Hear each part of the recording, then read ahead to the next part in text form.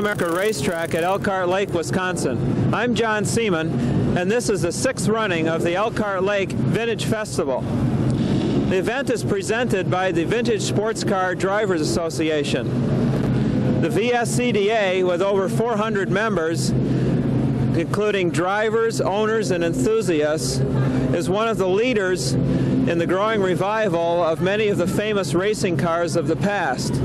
The featured race this weekend is the British Vertical Grille cars of the early years of the sports car. Most were built during the years of the 1930s to the 50s in England.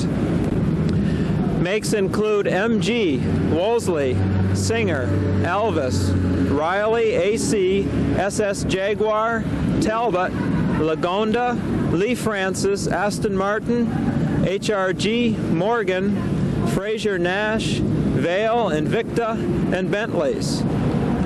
The Grand Marshal this year is Denise McCluggage, race car driver and automobile enthusiast. In the December 1962 issue of Road and Track, she is said to be, without doubt, the most outstanding U.S. woman driver. In the 1960 Road America 500, she finished 4th in a Formula Junior. A large field of vintage and historic racing cars are also present today.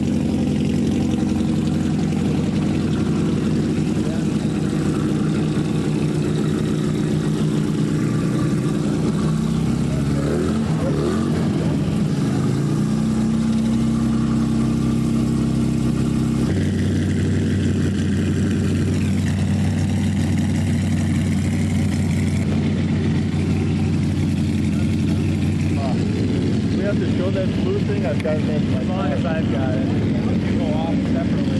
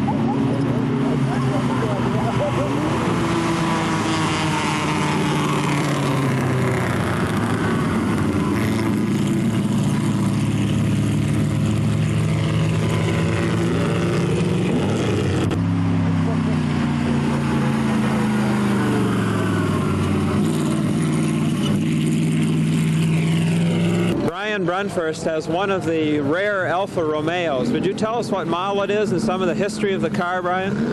It's an AC2300 Monza, originally a factory car in 32 and 33. Then it was sold to an Italian privateer and he ran it actually before the war in the Millimillion and some of other events, and up until '48 after the war. And then it was bought by a South American named Adolf Schwelm, and he ran it in Italy for a year or two and then took it to Argentina and ran it in there till '53. And then it was brought to the States by a good friend of mine, Ben Rose, maybe 10 years ago, and I happened to buy it from Ben. What are your feelings in the car when you're driving it? Have you driven vintage races before? Yes, this is the first pre-war car I've ever vintage raced, and it's great fun. The handling is fantastic for the time, the performance is good, and a very predictable car. Do you ever get flashbacks of feeling of you were racing in the Mille or something like that? Well, I ran the Mille rerun twice with this car, so I guess more at that time you do. Do you have any experiences in that race that you want to talk about? The car made it both times, 1,000 miles with no problems, and it's a great event for anyone who has never been there. The people are fantastic, and it's a great event. The car has a straight 8 engine, does it not? Yes, straight 8 supercharged.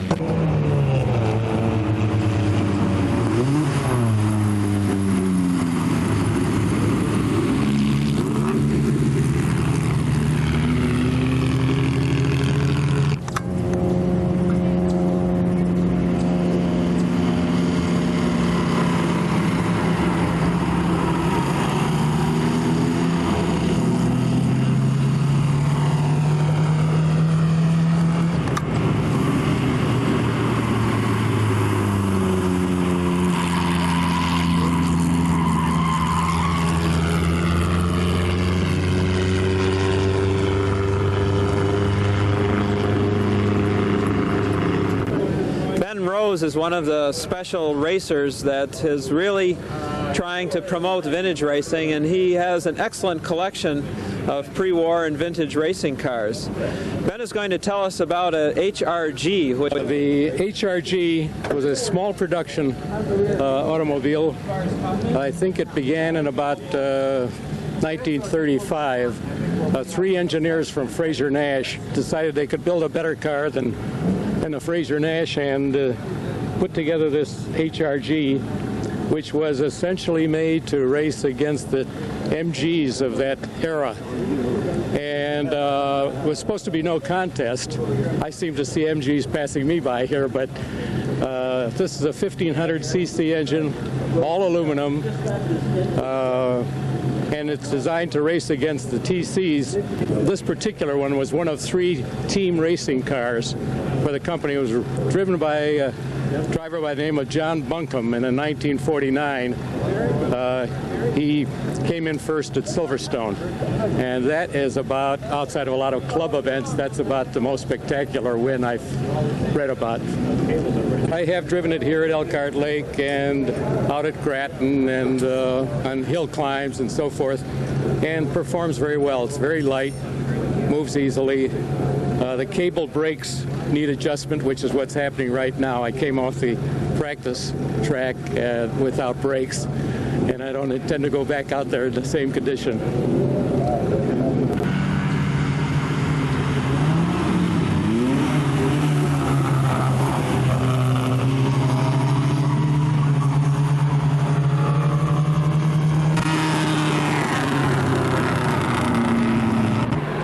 Snellback is the principal sponsor of this year's VSCDA Elkhart Lake Vintage Races. Tom, the last detail is your business. Can you tell us about the last detail?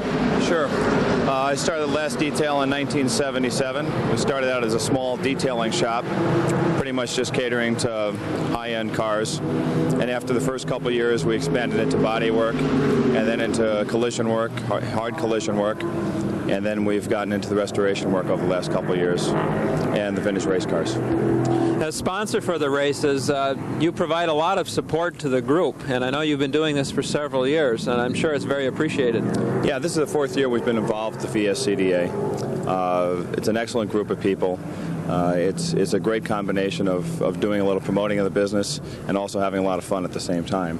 So it's really enjoyable. The thing that I find unique to this group in particular is we have a lot more than just car nuts here. We've got a lot of historians, a lot of people with many varied backgrounds, and it seems to be a good group of people we put together. It's very enjoyable. It's great to see vintage cars and historic racing cars with all the history that the cars have had when they were raced new. One of the cars you have here is a Formula 5000. Can you tell us about that car? Sure. This is a 1969 Surtees. It's the old Hamilton Vos car, who was nicknamed Captain Crunch. Would you like me to hold this? Nicknamed that for obvious reasons. This car we purchased about a year and a half ago. We've just finished it. This is the first time we've had it out at the track. And like normal, we're having some problems with it, and we're hoping maybe by tomorrow afternoon we'll have it back on the track running and having some fun with it, shaking it down. We have here is an excellent example, and one of the few in the Western Hemisphere, of one of the very first sports cars and one of the very best. This is a Vauxhall 3098 made in England by the Vauxhall Iron Works. Its origin lies in a car that was built before the First War and originally ran in the famous Alpine trials in Europe. This is a very simple car in many ways. It's a big 4.5-liter four-cylinder with pushrod overhead valves, but in spite of its simplicity, it's very effective. It was designed by one of the great engineers, Lawrence Pomeroy Sr., and was built in a continuous run, interrupted only by the First War from 1914 into the late 20s. There were a few assembled after General Motors took over Vauxhall, and until recently you could actually get Vauxhall to provide you with some service for them. In England, Vauxhall are very proud of the car, but General Motors, of course, doesn't make this sort of car, hand-assembled, high quality.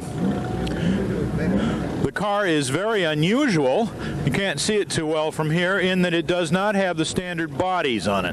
There were two common bodies found on 3098s. One is the Wensum body, which is sort of a boat body, no top, wooden decking, and the other is the open, what in America would be called a torpedo phaeton, that is called in England a Vauxhall Velox. This particular car belongs to Denny Halloway, who lives in Iowa, and is very unusual in that it has the original brake system. You can see this here. This is called a kidney box. This is the compensating device. Brakes are operated by this lever, which is attached to the foot pedal, and this box compensates so you get equal effort left to right. Unfortunately, it doesn't work very well. But the front brakes don't work particularly well when applied by this system, so it really doesn't matter. These cars were very successful in certain types of competition. They were not well known for racing on circuits, but they were extremely well known for hill climbing. This is a very torquey four-cylinder car, and you can basically leave it in fourth gear and have it go up the hill at high speeds. This is a very, very fine example, beautifully restored by Don Carpenter in Wisconsin, of a very, very rare and much desired car. I think there are only 4 or 5 in the United States. Another point to look at is these beautiful Marshall headlamps. These are becoming very rare and much desired. You'll notice that this has a triple bulb system. There's one bulb in the back to give you your regular beam. There's a little grain of wheat bulb down here for driving in the city. And then there's a focused high beam bulb with a second lens up here. If you will look at the hood insignia at the badge, you will see the famous griffin that was the symbol of Vauxhall Motors for many years. This is one of the great and one of the earliest sports cars and could be looked upon as the ancestor of all British verticals.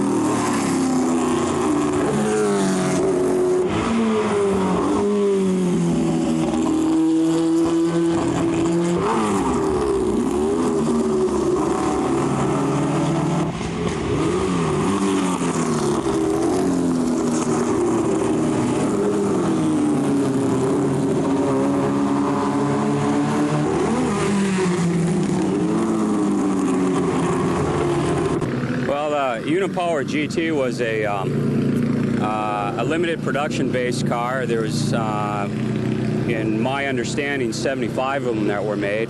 This is chassis number 25. They were produced between the years of 1966 and 1970.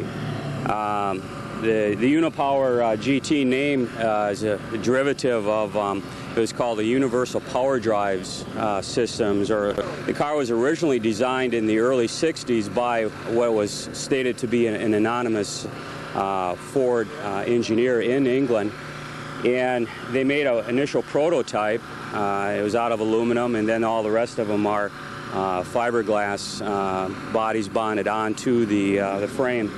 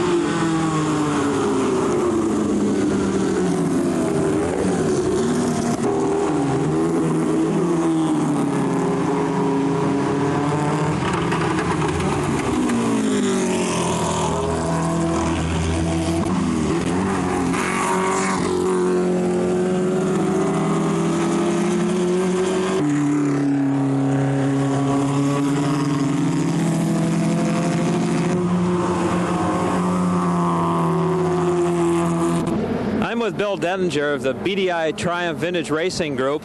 Bill, tell us about some of these Triumphs. Well, today we have 2 TR3s and 3 TR4s. The 3s are racing in Group 2 and the 4s are racing in Group 3. They're out on the track right now.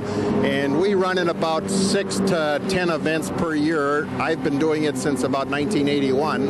And we have a lot of fun. We play down the winning and the losing and do a lot of arguing about where we're going for breakfast, things like that. So we have a good time. Most of the Triumphs are the older cars with the headlights up on the front. Is that the reason that's the BDI Triumphs? Well, there's actually 2 reasons. Yes, the TR3s look kind of like a bug eye, and we have little eyeballs painted on them, and that's part of it. But also, BDI is an acronym for my company, Bill Denninger Incorporated.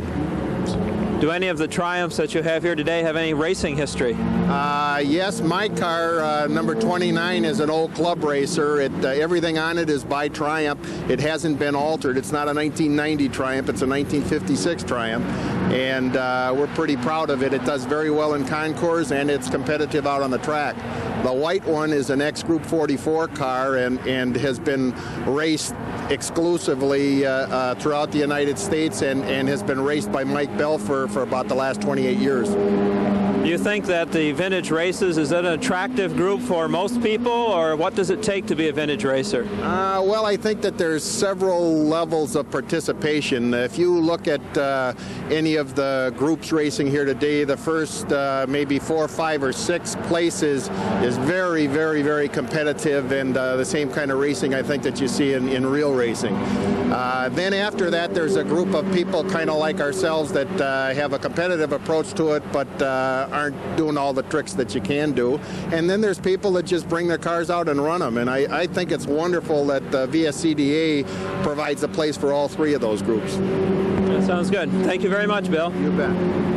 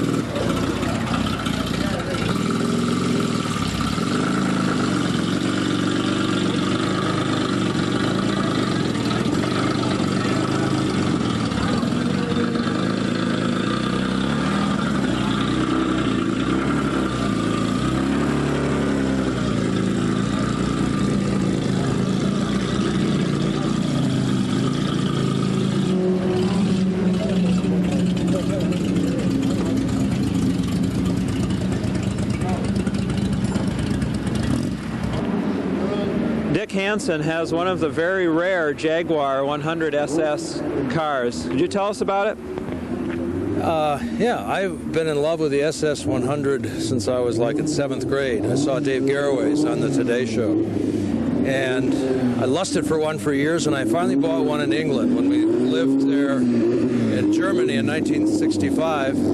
Brought it home and restored it, and like all other things, when you're buying a house and so forth, I ended up having to sell it in 1974 because I couldn't refuse the offer. And I always missed having the SS because it was so much fun to drive. And my wife finally said, "You've been crabbing long enough about this, go find one." Well, it just so happened the next issue of Hemmings had a pictured ad of an SS 100 and was in nearby Milwaukee. It was Fred Burntt's car. And I called Fred, and he said, "Come on up, I'll pick you up at the airport." I was up there in an hour, and I saw the car, and 8 minutes later I bought it. And then I decided to keep it as a driver, but one thing led to another, and we did what I call the Mayswells. You know, the Mayswells are, if you're going to repaint the outside, you may as well.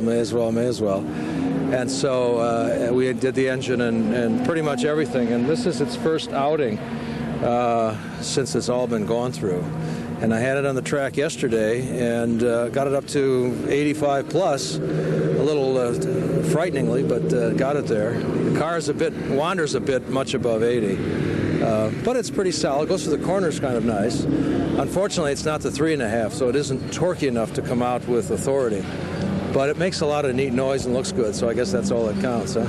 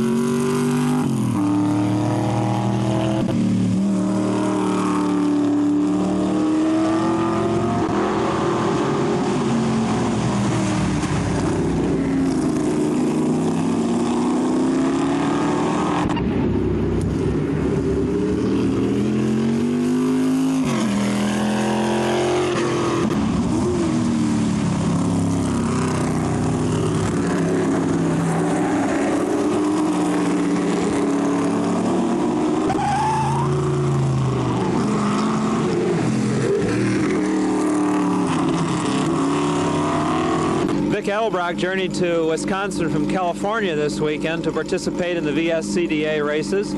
Tell us why you came to Wisconsin and tell us about the car. Well, we were here a year ago in July at Elkhart Lake, and we wanted to come back. We were back in Watkins Glen 3 weeks ago, so this kind of completed our trip. And we very much enjoy this track here, and then we enjoy the group that you have here, and we're having a good time. The history of the car is it was one of the 6 Z06s made special for the Chevrolet racing endeavors in 1963 when the Stingray came out.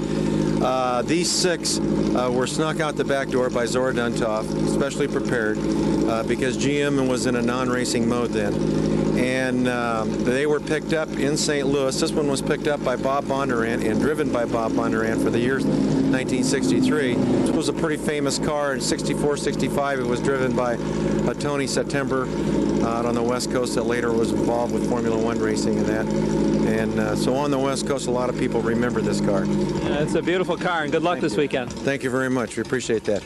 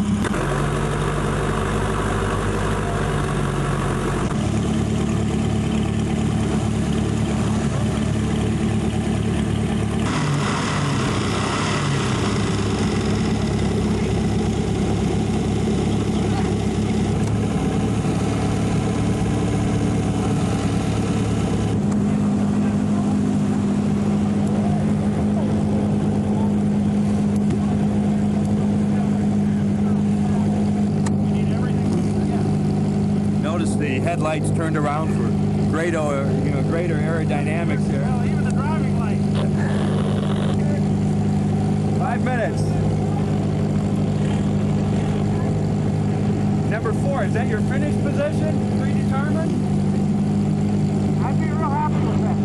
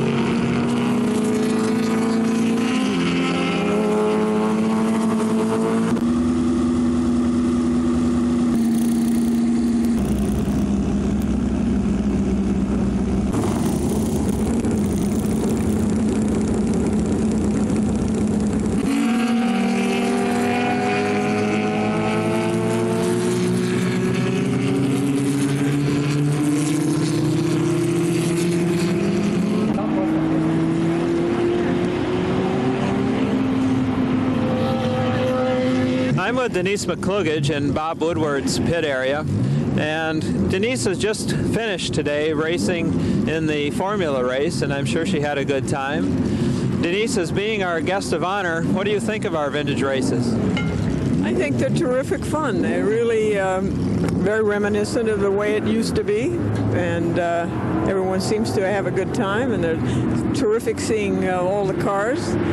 They don't look very old to me. They look perfectly normal, because they were about the era that, a lot of them are about the era that I was driving, like the Formula Junior here, the Cooper Junior, would have been a contemporary car when I was last drove a Junior, I think.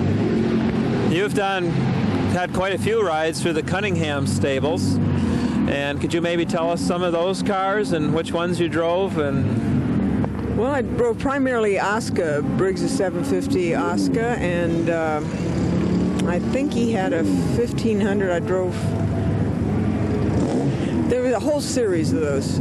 You know, people now, I get letters from someone saying, "Do you remember the engine number on the such and such you drove?" And I said, "What? I don't even remember the CC number." You know, those were just cars. You know, they were fun. And I drove that in an RS Porsche, and I drove his D-type Jag. I didn't race it, but it was fun to drive it around Lime Rock. And a Stangolini Jr. and BMC Jr. and a couple of others that I either drove or raced somewhere sometime. Just get in and out of cars. It was fun. You've raced at Road America before, in fact winning your class in 1960, I believe it was. Yeah, oddly enough, I don't remember winning the class. I remember being here. I remember spinning on turn 5. I'm beginning to worry. I keep remembering the negative things, so why don't I remember winning? But I do remember I drove Ferrari 275 GTB here, belonged to Hara's collection. Drove that with Bob Grossman. And I drove Elva Porsche here with Bill Kimberly. 500-mile races, you know, those 500-milers. I don't know whether they still have them or not. The Elva Porsche was quite a car, wasn't it? Yeah, it was the only car. It was the first car I drove that you drive lying down.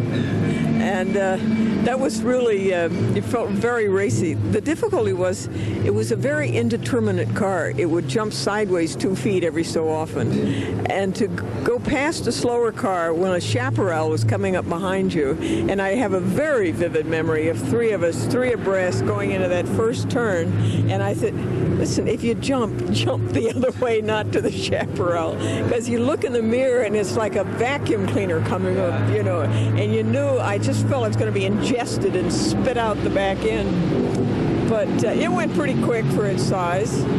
I also invented something I thought was very clever. They had all sorts of bars and things, you know, in the car, and they wore your legs, get bruises and stuff.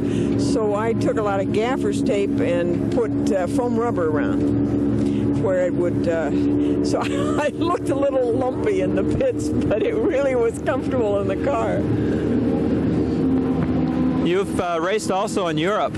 Where did you race there and what cars? Well, I raced at the Nürburgring, the old Nürburgring, several times. I raced my Alfa Sprint Veloci Giulietta. That was fun. I did that. And I raced Ferrari Berlinetta 250 GT in the 1,000-kilometer race there. And my co-driver popped out of the carousel like a piece of toast out of the toaster and hung it up on the fence, so we didn't finish. But I tell you, I discovered a very hip thing to do is drive through Europe with a crumpled Ferrari and a shadow of numbers on the side. You get a lot of attention, or at least did then. You've been in writing and have certainly started competition press and write for Auto Week. Would you tell us about that? Well, actually, I didn't start competition press alone. I was involved with it when it first started, and I took it over. It was started by 2 guys in Detroit, and I paid their bills after 10 months, I think it was, and took it off to New York. And then about a year and a half later, Road and Track paid my bills and took it off to It had eaten my Alfa Romeo, so I let them have it to California. But it was just a little racing paper, primarily. I mean, it was called Competition Press, and that's pretty much what we covered. And now it's Auto Week, and it's 31 years old, I think, or so. And I'm writing for them again. I've done it off and on over the years. I just drive maybe once or twice a year, which is a little ludicrous, really. That's why I have learned caution, which is kind of interesting. I used to have cars that would maybe be slow on the straight, but I'd get them in the turns, you know. And now I said, I will go fast on the straight and never mind the turns. I'll just drive gently around them. It was always nice to work doing what you wanted to do. I'd jump out of the car and say, who finally won that? And put my typewriter on a stack of tires and write my story. Well, it's been a very supreme pleasure having you with us this weekend, and we wish you the best. Thank you very much.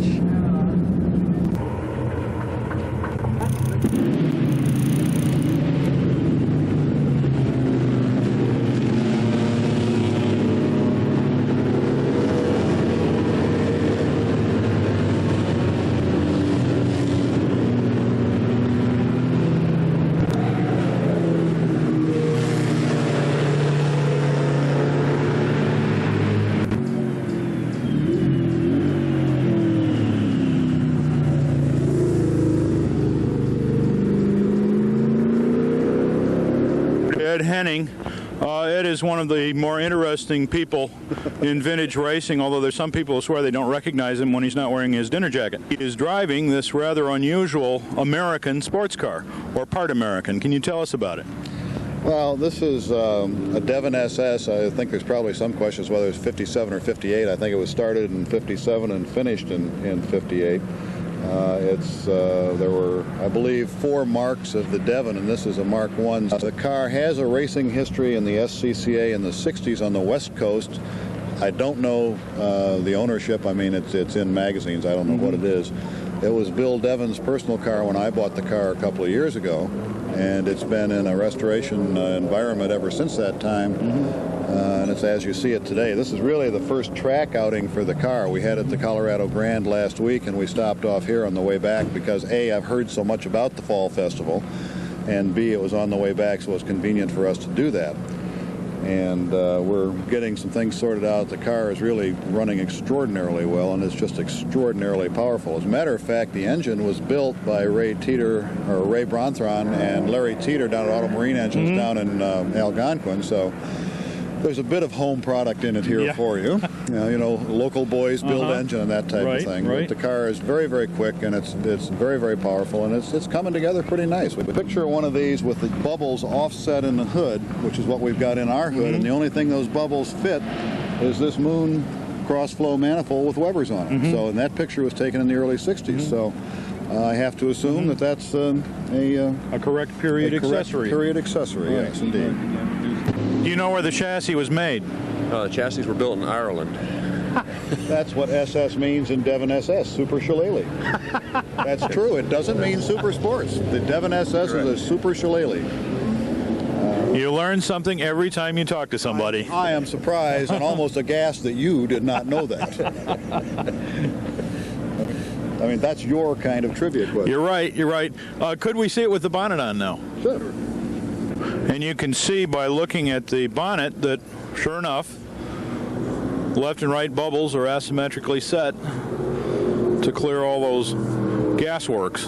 The limited production of these cars, why, that's the way you bought it that way. So you got your shillelagh along with your body.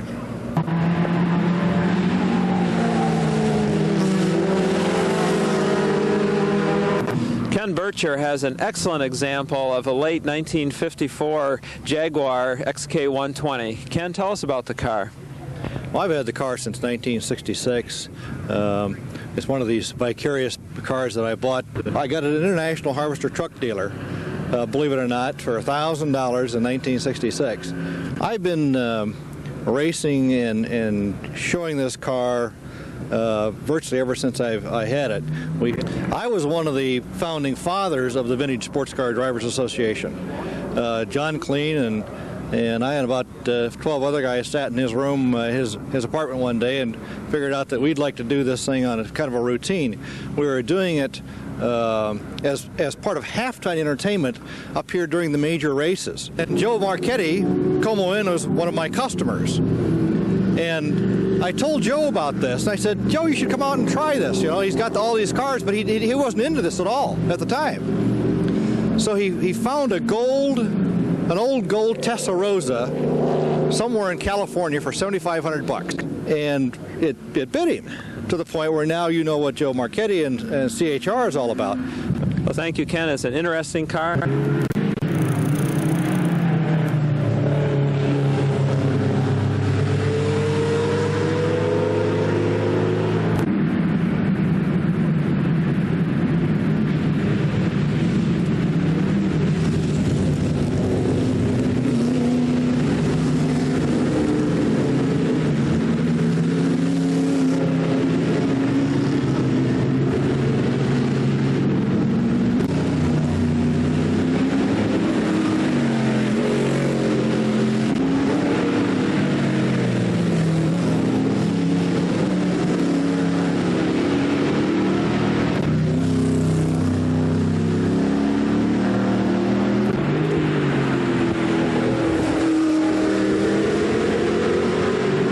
Peter has a very unique vintage car. Bill, what is this?